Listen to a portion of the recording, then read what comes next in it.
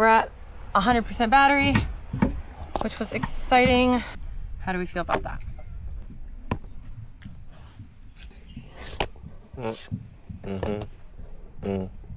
He's more of the film guy than I am. I just let him take over. All right, I don't know how to necessarily start this. So what happened was I was scrolling through Instagram and I saw a reel, and it's of these two brothers, and it basically had a list of questions to ask your sibling, and the questions were pretty solid. So I sent them to my brother, who we see each other probably once every few years. We don't see each other very often. And so I thought it would be fun on this trip to go through the questions.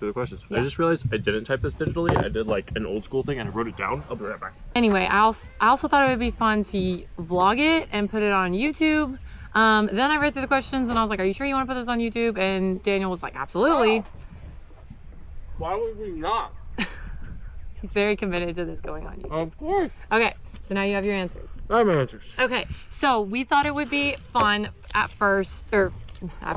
we thought it would be fun to begin this with just a quick little, like, here's like facts. Just like 4 bullet facts about ourselves and our lives, because we actually live very, very, very different lives. Yeah. And we just thought that would be a good time. So, I guess I'll start. So I'm Sarah. I am the oldest. I live in Alabama. I live on land. We have farm animals. We have modest farm animals, like chickens. We have cats and dogs, all the things. I have 4 children, and I homeschool 4 children, and I also am a content creator and social media manager / PR. My title is very, very long. I'm trying to figure out like a very concise. You're marketing. Little snippet. I'm essentially marketing, yes. Marketing and outreach. I am marketing and outreach. That's exactly what I am, because now I'm also I haven't told you this, but I'm starting to like coordinate events. You are marketing. And like communicate with people. Public relations, literally. Yeah. So I'm what? Marketing and outreach. I am marketing and outreach at a coffee shop. That's my job. Aside from all the homemaking things that I do. So. And how old are you? Oh, and I'm 32. Yeah. Sorry. That feels. I'm 32 years old. All right, now it's your turn. Yes, conversely, my name is Daniel. I am the younger brother. I'm turning 30 this year. I'm 29. I live in Seattle, also on land. I live near water. I'm not on land. He lives in the city. I live in the city, like downtown. The heart of the city. Yeah, which I love. And not that Seattle's like a major populace. It's definitely a lot more than this, but like a lot of people consider Seattle a small city. Not here. Here we do not. I am not married. I do not have any kids. I am single. I am also I do content. I'm not a content creator. I am a photographer. I do a lot of commercial work and video work for people, places, products, real estate, restaurants, corporate headshots, things like that. The point was we wanted you guys to see how different our lifestyles turned out. But where they came from is wildly similar. Is wildly similar. We have grown. So here's our list of questions. 15. There's 15 questions. Try to be quick. We'll be brief. We both wrote our answers down, and that was mainly to help keep us on track. Yeah. That's really what this was. Okay. Your handwriting's so much nicer than mine. Chicken scratch. I can read this. But you can read it, and that's all that matters. That's what matters. Okay, so the first question was, what childhood memory do I think of often? For me, it's very contingent on what's going on in my life. I think it's because I have kids. So if we are like doing something, sometimes a memory will pop up and I'll be like, oh my gosh, like I used to do this with Uncle Dan, yada yada. But in this moment when I was just like writing out this stuff, I wrote playing Dollhouse and Rescue Heroes. Now, the side note to this is it's really important information, guys. This is vital for you to understand why this would be so memorable to my brain decades later. He was very gracious and would play Dollhouse with me. But the parents at bedtime, and we would put everyone to bed, and then at night the parents would turn into rescue heroes. It was great.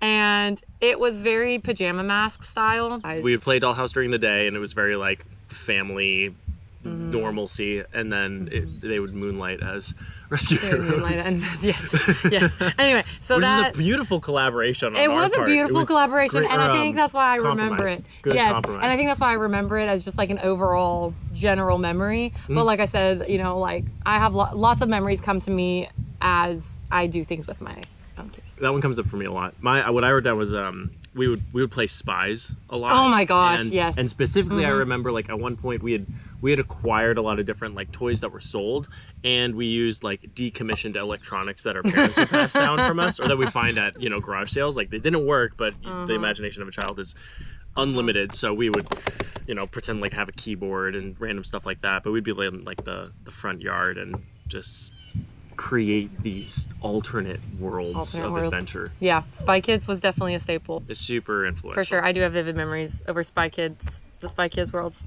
Shout out to Dylan and Alexa for birthing that fire. Alexa Vega, reach out to us. Yeah.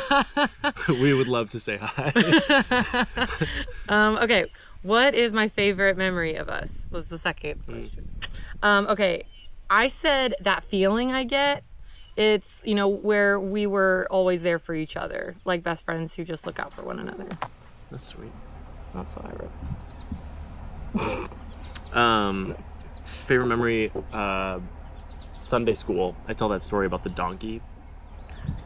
So when we were in Sunday school, and we were all given these little paper donkeys. I think it was around Easter. So Jesus rode in on a donkey and Palm Sunday, and so we had those to color, and I had started with like the legs, and I did like green legs and blue legs, and this really mean kid looks at me, he goes, donkeys aren't green, they're brown. And he's not wrong. And I know he's not wrong. And I was like, oh. And I felt really self-conscious. And Sarah was right next to me, and she leans over. She goes, you can color them any color you want, Daniel. And that's great. I will never forget that. It stuck really hard. I still have that donkey to this day in my memory box. I did end up having like enough shame to where I left the legs the color that they were and added some like green and blue accents, but I colored the rest of the donkey brown anyways. That kid got to me. That kid got you. He's a bully. I'm very sorry. That's great. No. I don't remember that at all. Well, that's sweet. All right. Third question. Oh, wait, hang on. I had a second one. Okay. Oh, right before you moved to Alabama, we spent the night, and you were. I never got to write that down. I slept in your bed because I was going to miss you a lot. So we would spend so much time together before you moved here the first time. The night before I moved to Alabama. Yeah. When we were dating? Mm-hmm. Oh, okay. That's probably why I don't remember. You moved out of the house. I did. Because thereafter, like Aaron lived with us for a minute in that room. Right. But yeah, you were leaving. You slept with me in that room. I was gonna miss you. That's funny. Yeah. Okay. Well. Okay. Then side note on that. So second question, guys. This is gonna be a long video. So I had this plan of like, oh, this is gonna be my answer for this, and it was two memories, but then like as I'm answering these questions, it never like sparked those memories. Yeah. So I never wrote them down. So I'm glad you brought that up. Okay, but two, I guess, of my favorite memories. So back to not, I guess, the feeling. So actually, like legit memories was one. It was on my the night before my wedding. Okay, we have to be specific. The night before my wedding, Daniel and I had a sleepover. At your mom and dad's house. Really? Yes. I didn't sleep well. That's one of the reasons I remember. I didn't sleep well, but you and I had a sleepover. It was like our last sleepover kind of thing, because then I was getting married the next day. It rings a bell. I don't actually like. Well, that's okay. I don't remember the one you brought up. Yeah. But then my other favorite memory is the day we moved to Alabama.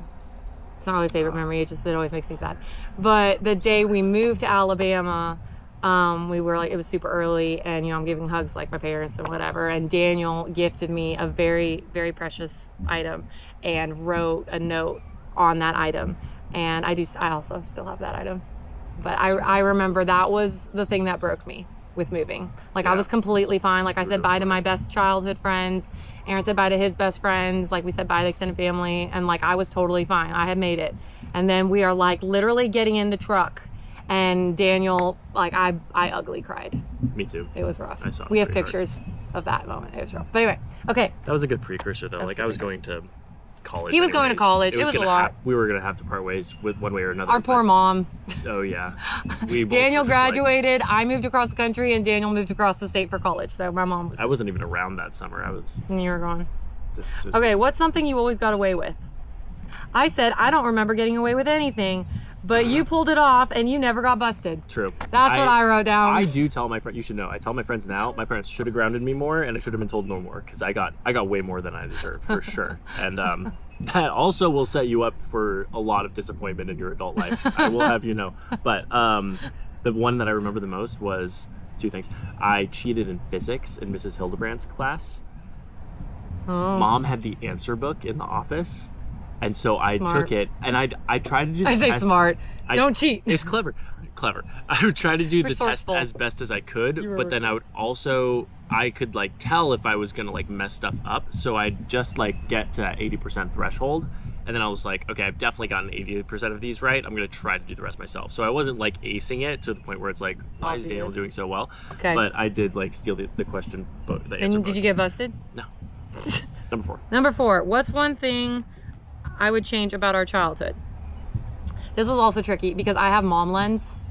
And You do have mom so there are a lot of things that I do differently as a mom, and that is partially like just my own style, you know, mine and my husband's preferences, that sort of thing. You know, we also have more education now. So obviously there's several things I would change. You know, if you could like go back and know what you know now kind of thing. But I think overall my biggest thing as just like a mom and a wife, and I guess whatever all that is, but I wish our home felt safe. Our home was not a safe place for us to be, and so that has been my like number one goal as like a homemaker and a mom, is like I want our home to feel safe. I want my kids to feel safe in it. I want them to feel safe coming to Aaron and I talking about stuff at any age, and then as an extension of that, I want other people to feel safe when they come here. You know, like our community and our friends, our kids' friends, that's really important to me, is that our home, not only our family, but also other people feel safe when they come here. And so then that's very similar to what I wrote down, was like I wish that what I would change, if we had talked about mom and dad more and what they were going through, like the fighting, how we felt about it all, you know, nothing, like they're just people. They were parents and people who were navigating a very difficult marriage. And so. But you wish we talked about that more? Yeah. Like we talked about it. We talked about it a lot, but I think like as I remember, we talked about it in like why do they do this? Why do they do that? Like I don't like this. I don't like that. Or we would just like, I would sit in silence a lot and like kind of ball up. And because I didn't know how to like really verbalize my disappointment with those feelings.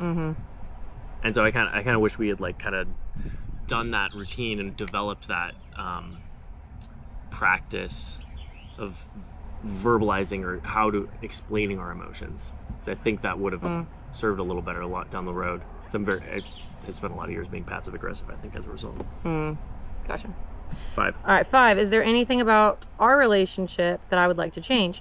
So I also saw this thing on Instagram where these siblings created like a group text, and once a week they would set. It was basically a photo dump of your week, and there, you know, this guy had like a bunch of rules for it, and I was just like, I don't really care so much about the rules. No. But one of the rules that he did say that I was like, ooh, I like that. It was basically just like, it's just whatever you want, and because it's your sibling, it's like there's not.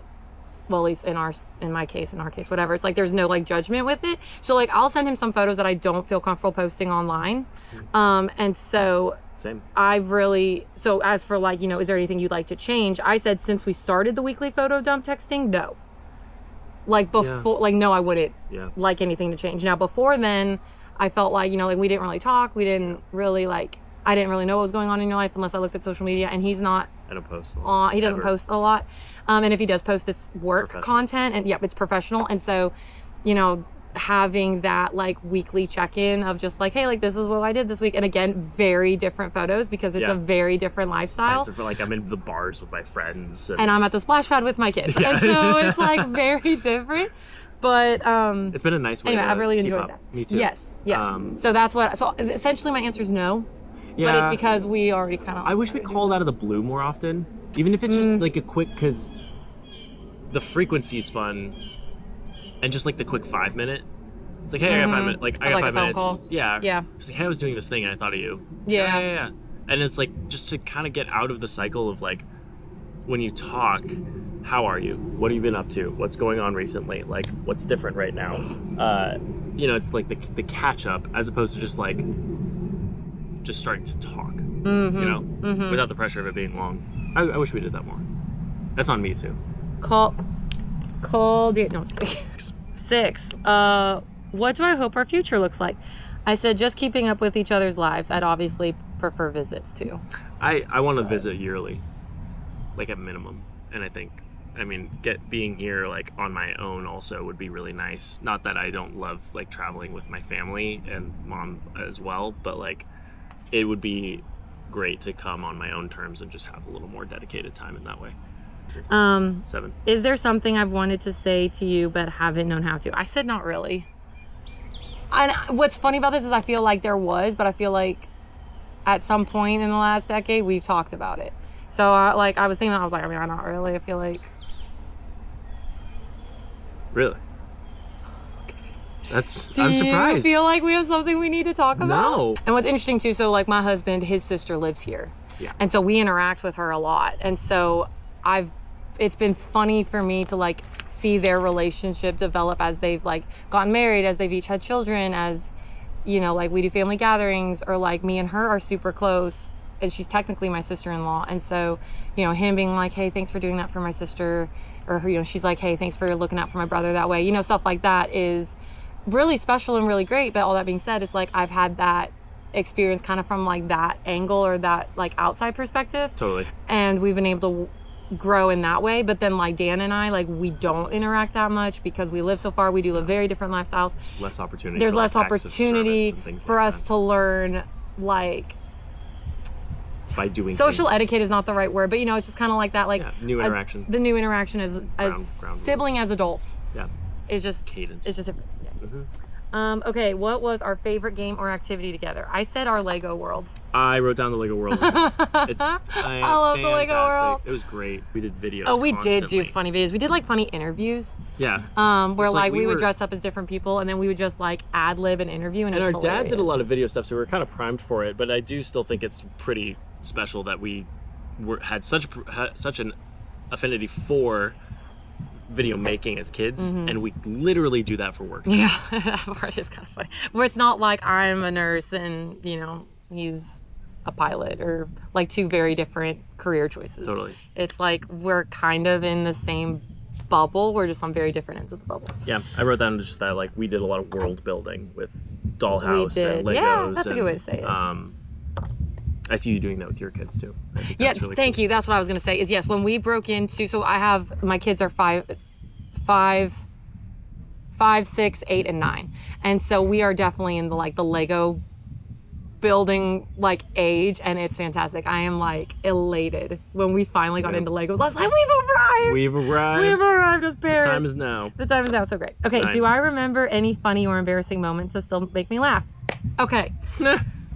Senior for it. year, I'm pretty sure it was my senior year of high school. I cut my bangs on my own and I cut them too short. And I was talking to one of my best guy friends on the phone, and I was trying to tell him like how bad they were, and he was not believing me. He was like, no, I'm sure they're cute. I'm sure you still look great, yada yada. And I remember like I was in Daniel's room and Daniel's like, give me the phone. And you took the phone and you were like, hi, no, it sucks. They're horrible. Like you were very honest. You're like, I don't even know what happened after that. I just remember blacked out. being like, yeah, I remember being a little mortified. Yeah. But you know, you were like, no, they suck, dude. Like they're real, they're bad. That is, if there's one thing you can count on me for, it's my brutal honesty. Yeah, and- Sometimes at the wrong time, but it does. But it's honest. Brutally honest. I remembered. I think I was probably like 10, maybe 9, and we were having like we had just finished like family dinner, and we were just like chit chatting. But everyone was kind of like pivoting the conversation towards like interest in people. It's like, oh, who do you like, kind of thing. And and you and mom and dad got on this drive of being like, oh, Anna, like, yeah, Dan's really got a thing for her. And I got so embarrassed that I like I remember like getting up from my chair and doing what Spencer does, like walking over to the curtains by the sliding glass door, and I like did a full cocoon, like 3 wraps. And you guys were like, oh, it's okay, Dan, like, come on out. It's not, we were just teasing. I don't remember that at all. I'm very sorry. No, that's good. The other one I remember, though, now that we're talking, is on my wedding day. We let every one of our groomsmen and our bridal party, like give a little speech. Oh, yeah. And Daniel tells a story of our childhood. Really made you sad. That I don't remember, like, at all. But it paints me in a really bad light. Yeah. And Daniel at the end goes, Sarah doesn't like that story. Yeah. And everybody laugght, and that made it better because I was like, I don't remember that. I brought it around too. He did. He brought it around. And when you bought the album, Taylor Swift's album Red. But we don't know who you is. Red, you came in the door, you were like, Daniel, I've got Taylor Swift's new album. And I was like laying on the couch, I was doing absolutely nothing. And I'm like, okay, like, let's hear what singer-songwriter Taylor Swift did next. You pop it in the CD player, and like we get through the, I think, first couple songs, and then I Knew You Were Trouble came on, and I perked up because I was listening to Skrillex at the time a lot, and like diverging into this, oh my god, and it kind of went into that like synthy dubstep section of the chorus, and I remember popping up and being like, hold up, Taylor Swift does dubstep now? Oh, I do remember that. Yeah, that was pretty great. Okay, 10. All right, is there a specific holiday tradition or ritual that holds special meaning to you? I make a big deal about birthdays. As you should. Yeah, still. I love that. Like, even Aaron's like, birthdays are just more important to you than they are to me. And I said, yes, they are. Yeah. Birthdays aren't important to everyone. Birthdays are a big deal to me. I don't understand that, but But you like receiving it, I'm sure. I love birthdays.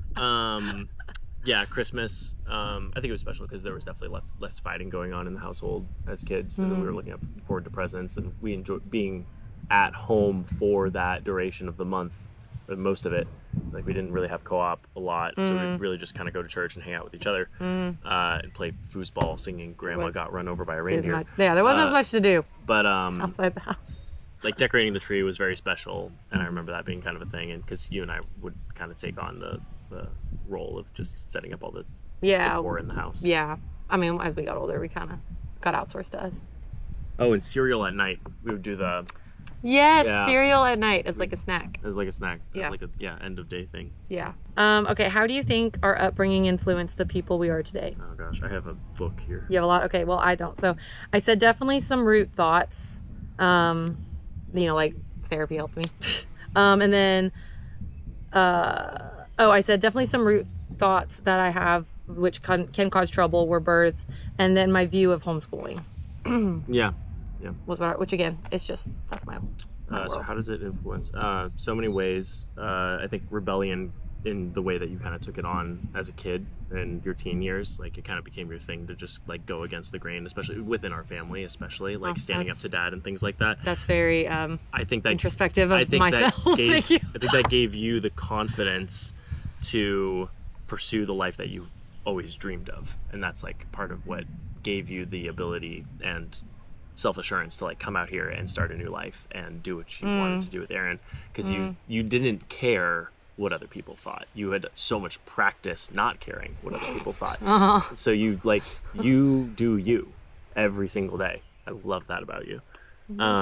For me, I've like kind of carried the shame of criticism, what's right or wrong. Dad and mom had very strong ideas about like black and white, yeah, the right way to do things, what's right for other people, things like that, what's right to be seen by other people. And it's for me, it's like a never-ending road to just acknowledge, be aware of those wounds and overcome them. I have better tools now with clinical therapy and things like that, but I definitely held on to a lot of just like external perceptions of judgment more than I needed to. And also the independence that we had as homeschooling, I think, gave us like familiarity with ourselves, what it takes to be self-sufficient, what it looks like to set our own goals and have our own standards, and that's helped us be entrepreneurs in our professional lives now.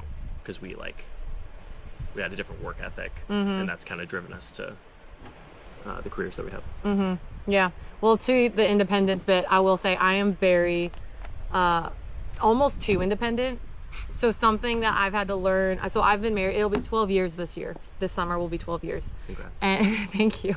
And so really these last 12 years, and I'm better. I am a lot better. But it has literally been over a decade of Aaron trying to serve me and me letting him without feeling bad about it. Sure. So Accepting that's hard for you. accepting is hard for me. And like even friends and stuff now, you know, the internet may or may not know, depending on where you're jumping in, but like my family has had a very hard last year. Like 2025 was horrible in a lot of ways. And so it was definitely a season where I had nothing to give people, but what we were given was so precious, and I think that softened my heart to see how loved we are, without expecting anything in return. You know, like our community just wanted to bless us, and they just showed up for us and like all those things, and they didn't expect anything from us, which was great because I had nothing to give. But that also helped soften my heart. And then I also was doing therapy at that time, and she helped me like uncover some things like, well, why do you think that is? Or like, well, why do you think you view yourself this way? Like, because so it definitely, yeah. But anyway, I'm sorry we didn't get to talk more when that stuff was going on. Point. Oh, well, You know, I mean, you were really strong the way you held that, you handled that. thank you. Yeah, that was a lot. That was sweet of you, Clay. Thank Sure. you. We're on 12, right? Okay, 12. Are there any lessons or values that have stuck with me? Oh, from childhood, yes. So we come from multiple generations of broken marriages. Now, although most of those marriages still stayed together, they were still very broken and not healthy to be around. And then our parents got divorced as we were adults. And so I remember being pregnant with my first, and I was at a church conference and everything, and this lady came up to me, and I didn't know her really very well. She definitely didn't know like my story or where I came from or anything. She came up to me and she said, "Hey, God wants you to know that the generational curse is broken with your child." And I was like, whoa. I just got chills. Thank you. I didn't know what that meant, to be honest, because nothing came to me. So, but it just really stuck with me. Like there was something in my spirit that I was like, I need to like meditate on this and like figure out like what she means. And Who was that? The first thing that came in my brain is that I come from a generational curse of broken marriages, and my children will never have that. Like it ends with me. That's so basically. sick. So that lesson value, I don't know if that's like the right word for it, but that's something that really like, it's just part of my own story. I'm very blessed. I have a fantastic husband. God really blessed me that way, but we both are very intentional in certain areas. I think, not that I'm more intentional than him, but I just think I have more to overcome. Yeah. In spite of that, though, the two of you are insanely consistent in the way that you parent. Thank you. Yes, that's important. I do not have the patience. I mean, obviously, like you gain it as you go through it, right? And you've had a lot. You have it for visiting. Or that, yeah. But it's cool to see. Well, thank you. You guys are great at that. Thank you. Just like the stuff that we did, Dad definitely wanted us to like get outside and enjoy the great outdoors because that's one of his passions. So he kind of forced that upon us, for better or worse. But going outside, I love being outside. Me too. I don't get outside. I mean, I get outside plenty. I don't get into like nature enough. Mm-hmm. Yeah, and because that takes a lot more effort. It takes more effort for. Yeah, it's a concrete jungle, but it is fun, and Seattle's gorgeous. So yeah, getting outside as much as possible. Pride of ownership. The platinum rule. That's something Mom taught to us. The golden rule is do unto others as they would have done unto you. The platinum rule is do unto others as they would have done unto themselves. Yeah. And so Mom was always very passionate about making sure that we were thinking of other people and what they would want, and not just making things reciprocal. As well as like the things that Co-op had, leaving places better than you found it. A lot of those morals have really stuck with me. Yeah, I do. I say that a lot. But also, better than we found it. I think ultimately, like, it's okay to be weird. We got that. We got that a lot. And I'm eternally grateful for that. because I'm super weird, and doing hard things, but finish them. Like, even if it's not. We are not quitters. You went through that in life, yeah. In college, especially. Mom put you through the ringer, man. Yeah, that's a whole different YouTube video. For sure. All right, number 13. What do you admire about your sibling? Yeah. I said, Daniel is very confident and smart, quick to learn and execute. I admire the work he's committed himself to and the knowledge that he has in it. I love his ability to make connections. That's sweet. You're welcome. Really nice. I admire your perseverance and everything that you do. You stick to it. I admire your motherhood. Thank you. You're insanely patient with your children, like you said, and like unbelievably so. And you are perfect for them. I love how open you are about your life online. That takes a ton of courage. Yes, thank you. You don't share everything, but like, Right, yeah. even in the ways that you do, in the capacity that you're able to, really admirable. Thank you. And just the rock on attitude that you bring to everything. Like you've kind of held on to this kind of like skater rogue attitude. You never skated or anything like that, but Vans culture, I guess, if you want to call it that. Yeah, like, we can call it that. you know, and she had the vibe, just not the skill. Exactly. Yeah. Yeah, your smiley face and like I love you. You know, it's very like just wing it. Like having make mistakes. It's okay to fail. Keep going and be positive attitude. Well, thank you. Love those things about you. Thank you. I appreciate that.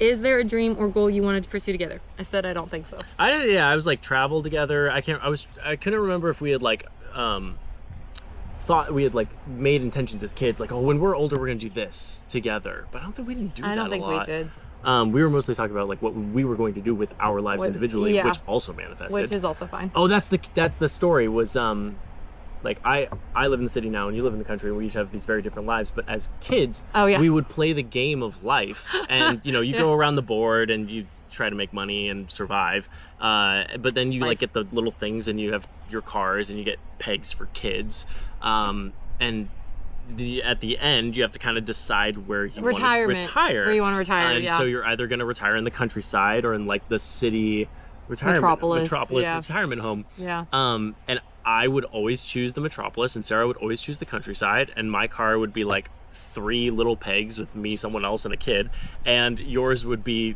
like, at one point I'll never forget, she had 2 cars full, like packed full of kids. Children. 'Cause if you land on the square you can choose to add the kids, but they cost you money if you land on the taxes or something like that.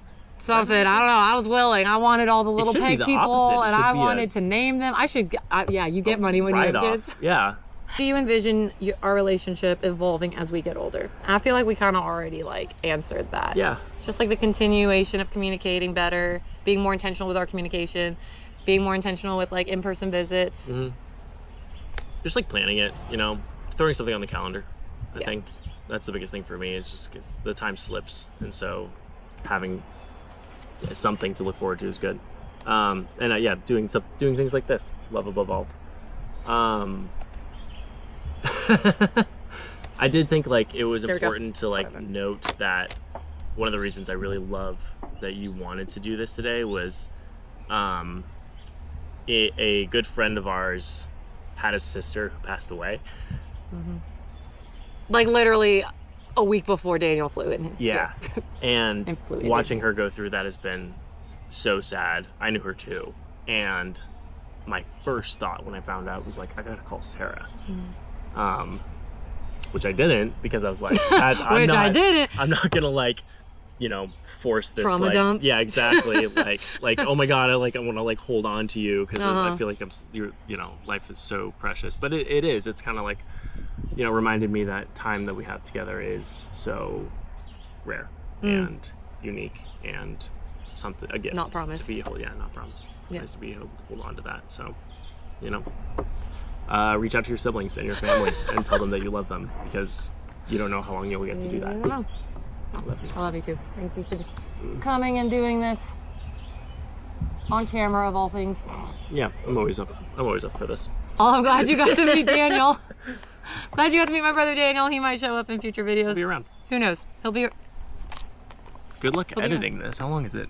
40 minutes. Yeah, we're gonna get a coffee to edit this one. All right, well, I'll catch you in the next one, kid.